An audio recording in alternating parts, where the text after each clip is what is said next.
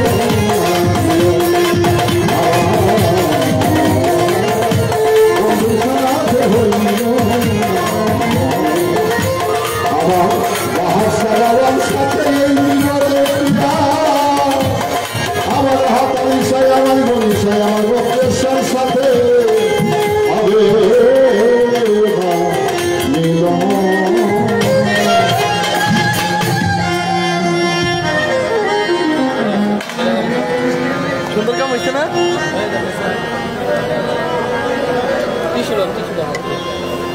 যা হোক, আমি আসনার হয়তো পাবো না, তাই কর্তৃপক্ষ থেকে এই ঋষিকে কেন্দ্র করে গানের জন্য আদেশ করেছেন। আমি চেষ্টা করবো সেই গানটি ছোট আকারে বলার। বাবা একজন বাবাজি মহন্ত ভাইয়ের রুহানি সন্তান, পাগল মোস্তান দেওয়ানা, অনেক অনেক অর্থ।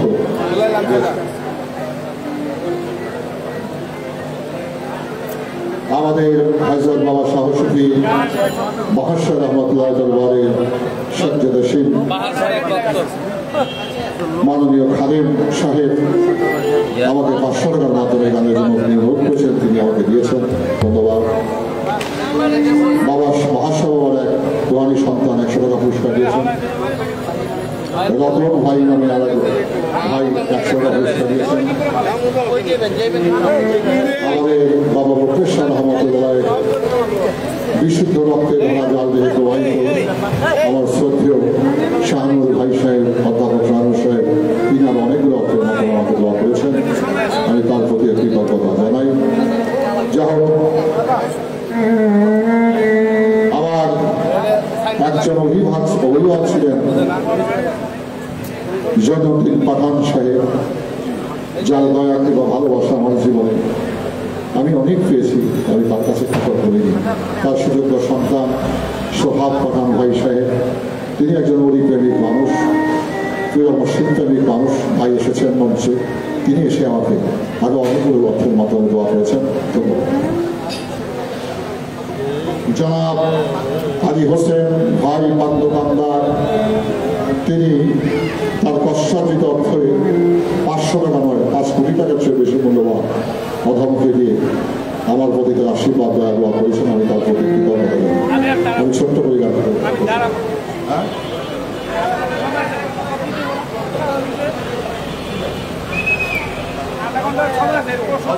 সময় নাই, আবার হায়াতে মোলাকাত যে সময়টুকু আসলে কাজের প্রয়োজন করবে, সে বিধায় যদি আল্লাহ বাঁচিয়ে রাখেন, যদি কখনো গোলামি করার পরে আল্লাহ সুযোগ করে দেয়, আমি তখন আমি আপনাদের কমিটি যে গানগুলো আছে আমি গাওয়ার চেষ্টা করবো।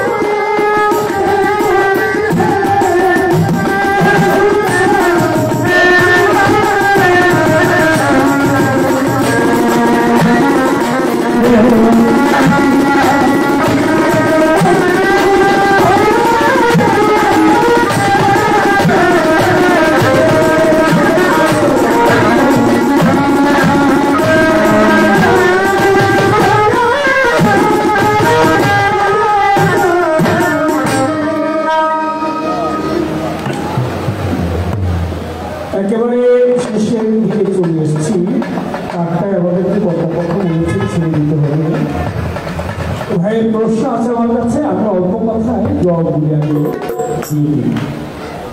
প্রশ্নগুলো তার রাসূল আকরাম সাল্লাল্লাহু আলাইহি ওয়াসাল্লাম দয়াল নবীজির পৃষ্ঠ দেশে যে মোহর নবুয়ত ছিল এক একজন এক এক ভাবে ব্যাখ্যা দিয়েছে। একটি শব্দ তিনি উচ্চারণ করেছেন, আমি সেই শব্দটি উচ্চারণ করব না। কবুতরের ডিমের ন্যায় বলা যায়, নেই কবুতরের ডিম না, কবুতরের ডিমের মতো নেই, ওই রকম। রাসূল আকরাম সাল্লাল্লাহু আলাইহি ওয়াসাল্লাম তিনি যখন সর পর্বতের গুহার ভিতরে ছিল, তখন তিনি যখন গুহার ভিতরে হযরত আবু বকর সিদ্দিক রাদিয়াল্লাহু তাআলা আনহু শহর চলে গেলেন, তখন সেখানে মাকড়সা এসে জাল পাতল, আর সেখানে গিয়ে কবুতর ডিম পেড়েছিল। বিশাল ব্যাপার। মাকড়সা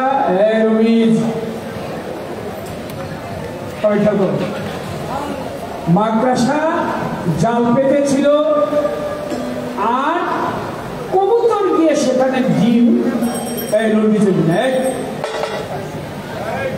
লড়বিও না। কবুতর সেখানে গিয়ে ডিম পেড়েছিল। শুনে রাখ, ভবিষ্যতে কাজে দিবি, যদি গায়ে করতে চাস তাহলে গায়ে করতে পারবি না বাবু। তাহলে রাসূলকে যখন মারার জন্য 40 জন সৈনিক বাছাইকৃত মক্কা থেকে রাসূলের পিছু নিল, তারা সেই মাকড়সার জাল দেখে, কবুতরের ডিম দেখে, যে এত অল্প সময়ের মধ্যে এখানে মাকড়সার জাল পাততে পারে না আর কবুতরের ডিম পাততে পারে না, তারা এই চিন্তা ভাবনা করে সেখান থেকে ফেরত আসবে। ঘটনাটা অনেক বড়, এটা বললে আমার অনেক সময় লাগবে, যেহেতু হাতে সময় পাবে। তাহলে কবুতরের ডিমের নেই, সেই ডিম কিন্তু রাসূলকে উপকার করেছে, কবুতর উপকার করেছে। আপনারা তো রাসূলকে পাইলেন না ওই সর্বপ্রথম গুহার মধ্যে, আর মাকড়সার জাল পাতলেন, কবুতর ডিম পাতলেন, এটা কবুতরের ডিমের নেই বলা যায়। কিন্তু আরেকটি শব্দ যে ব্যবহার করেছে, এটা আসলে ওহাবি মার্কা কথা বলে। এটা আমার যদি কেউ মন্দ বলে আমার যায় আসে না, কে কি বললো আমার কোনো কিছু যায় আসে না। এটা ওহাবি মতবাদ। ওই শব্দটাই যেন বাউলরা উচ্চারণ না করে। আমার এক বাউলের সাথে খুব ঝগড়া ছিল এই আলোচনা নিয়ে, যেহেতু সময় নেই আপনি বলতে পারবেন না, এর জন্য আমি বেশি বলবো না। তাহলে বিষয়টা হলো এরকমই যে এটা একটু কথা বলা যায়, যেহেতু রাসূলের জীবনটা সেখানে কবুতরের ডিমের জন্য বেঁচে ছিল। সুবহানাল্লাহ বলবেন না? গেল একটি কথা। এবার আসলো রাসূল আকরাম সাল্লাল্লাহু আলাইহি ওয়াসাল্লাম তিনি বর্তমানে এইখানে কোথায় আছে? এমন জায়গা নেই যেখানে রাসূল নেই। আমি এমন একটা জায়গা দেখি না যেখানে রাসূল নাই। কুল মাখলুকাতের যে সৃষ্টির সূচনাটা, সেই সূচনাই হয়েছিল মুহাম্মদ সাল্লাল্লাহু আলাইহি ওয়াসাল্লামের নূর দ্বারা। এমন একটা জায়গা কি আছে? যদি মাউতের কথাটা বলি, এটার মধ্যে রাসূল আছে। এমন একটা বালুর কণা নাই যেখানে আমার রাসূল নাই। রাসূল সর্ব জায়গায় বিরাজিত, জলে, স্থলে, ভূমণ্ডলে, আসমানে, চন্দ্র, সূর্য, গ্রহ, তারা, যা কিছু আল্লাহ পাক মাখলুক সৃষ্টি করেছেন, এই 18,000 মাখলুকাতের মধ্যে আমার রাসূল নিহিত আছে।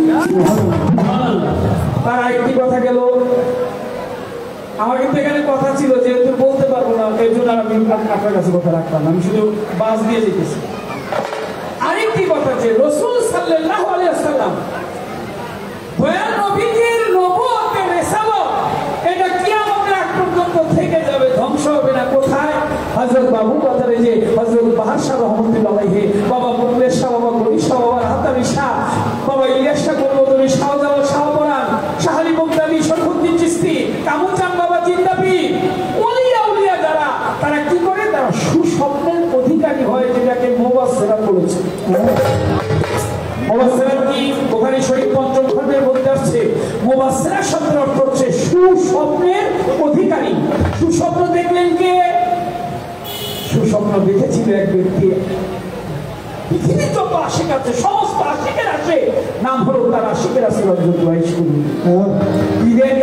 একদিন নবীজির স্বপ্নে দেখি পাগল হয়ে গেছে।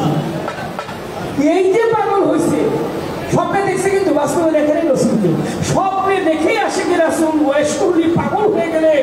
রাসূল যা করলেন তিনি তাই করে রাসূলের এমন একজন আশিক হলেন, সমস্ত আশিক পিছনে পড়ে গেল। আর আমার রাসূল শুধু ওই আশিকের জন্য কাঁদতেন। ওই ইয়েমেনের তিনি ঘুরে ঘুরে কাঁদতেন আর বলতেন আমার পাগলের কথা মনে পড়েছে, আশিকের কথা মনে পড়েছে। এই আশিক স্বপ্নে দেখেছিল এটাকে মুবাসসা করা।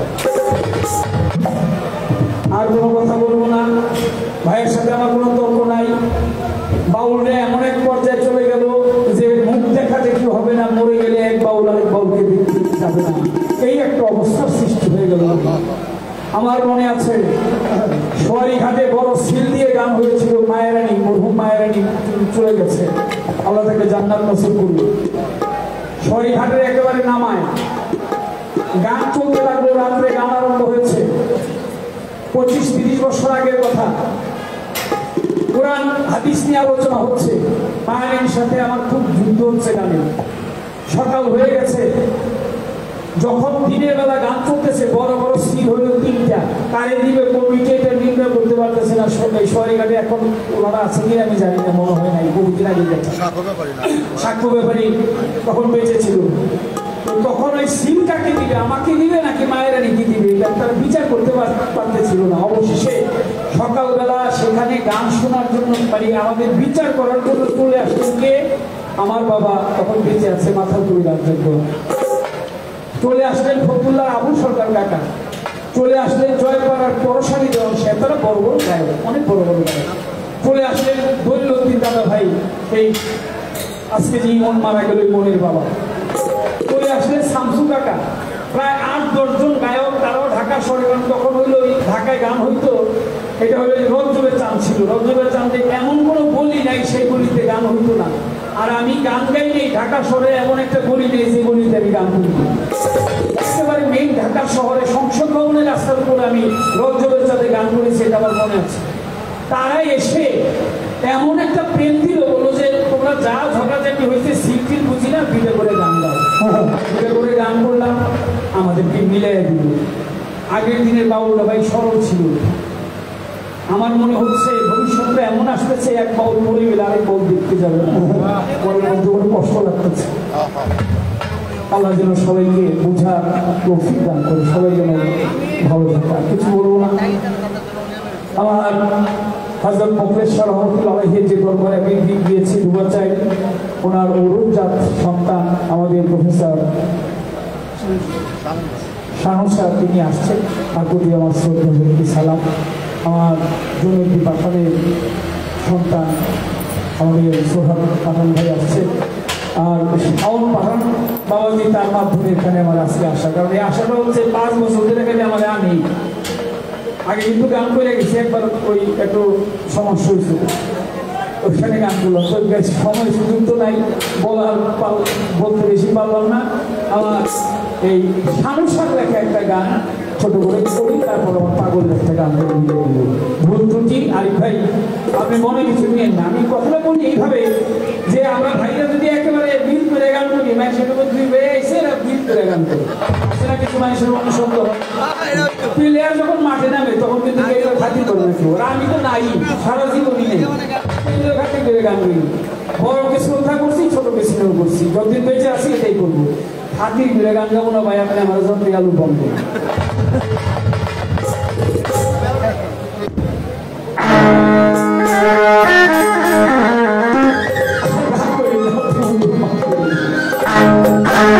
আমি লোক সমাজে হইলাম খুশি,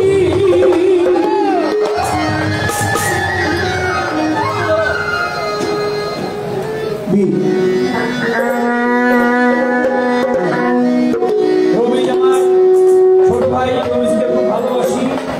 600 টাকা অবস্থা দিচ্ছি যে ওর মধ্যে থেকে নিয়ে বলেছি রবি একটা দাম দিচ্ছি, কারণ ভালোবাসি দিচ্ছি।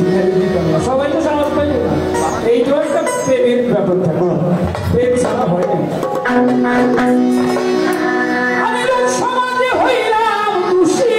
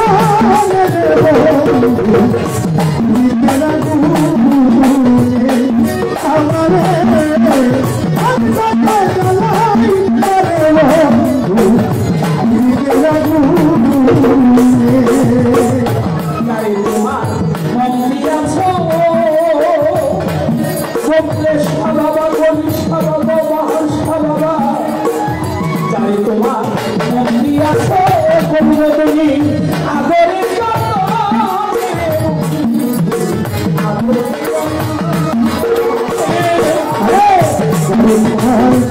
মন্দির আছে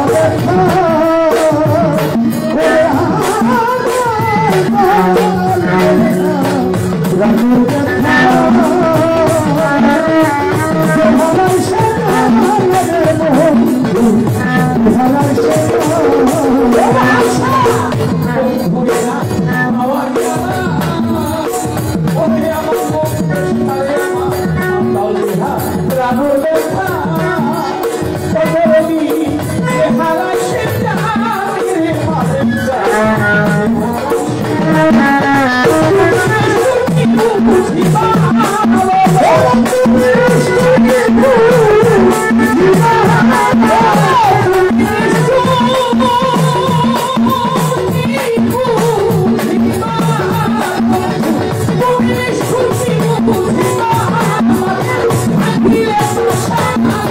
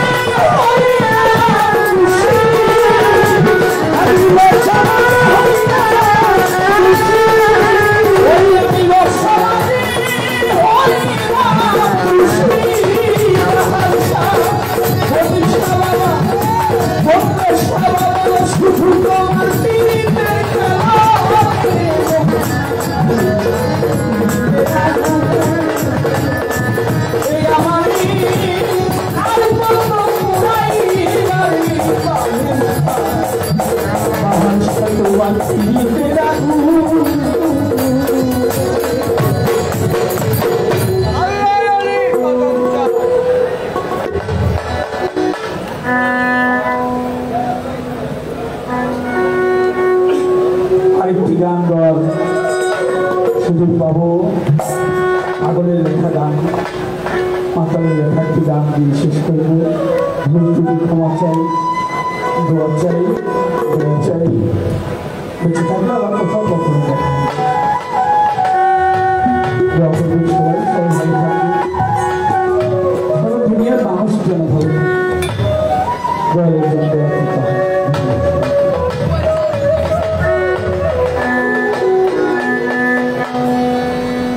আমি মহানবী, আমার বন্ধুর সুখী অভাগীর মরণ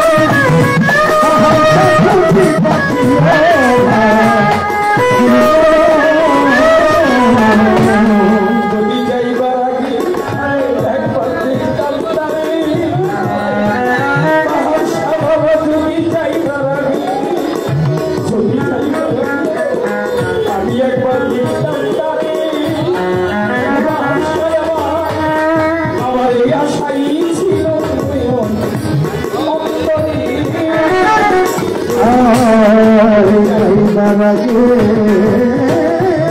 আমি দেখতাম তারে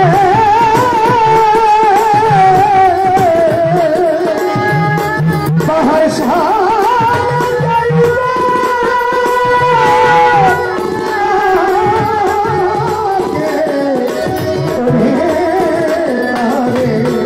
যাইবার আগে দেখতাম তারে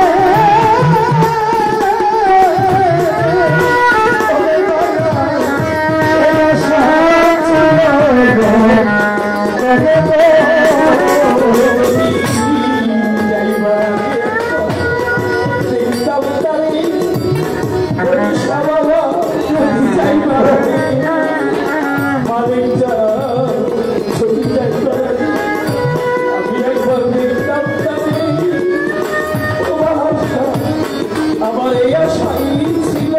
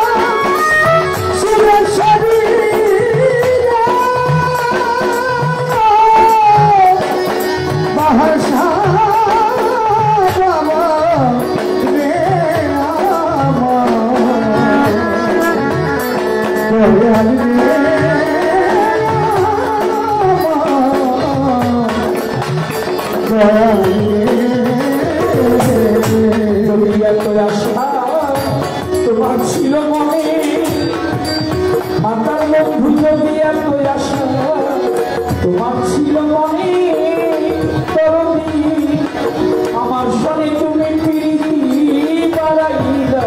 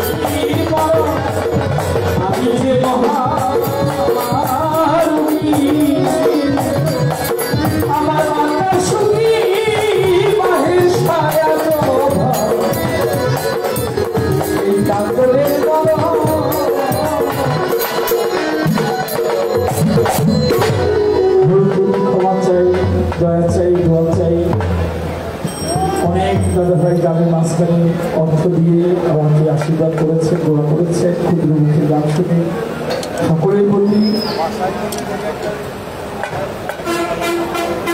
ভক্তি শ্রদ্ধা আর আলোক দেওয়ার চেষ্টা দিয়েছে আমার ফল দোকানদার মোসাম্মদ হাসি মাঝেরুনি তিনি আরো 500 টাকা দিয়ে দোয়া করেছে আমাদের রুবেল বাবুজি কোথায় সে 500 টাকা দিয়েছে তার প্রতি সালাম দোয়া রইল আরেক ভাই আরো 200 টাকা দিয়েছে আরেক দাদা ভাই আরো 100 টাকা দিয়ে দোয়া করেছে অনেক কষ্ট করে যারা গান শুনবে সকলের চরণে ভক্তি শ্রদ্ধা বাবা বাহাসা রহমতুল আলহী বাবা গণেশা রহমতুল আলহী বাবা মুকেশা আমার সোহা পাঠান ভাই অনেকবার গান করেছি পারিবারিক একটা সম্পর্ক তিনি দোয়া করেছেন ভক্তি শ্রদ্ধা সবাই ভালো থাকবে সারা বিশ্বের মানুষ ভালো থাকবে ধন্যবাদ আসসালামু আলাইকুম।